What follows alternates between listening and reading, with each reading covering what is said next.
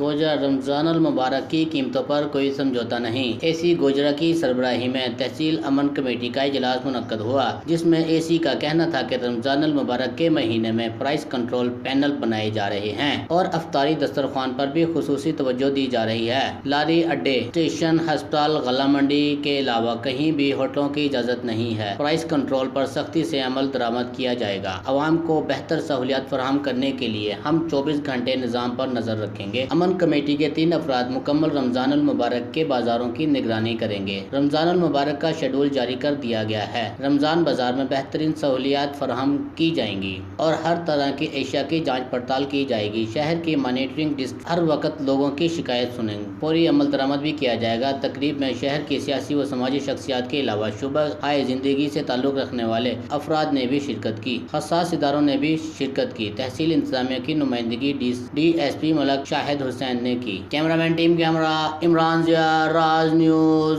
Gojra.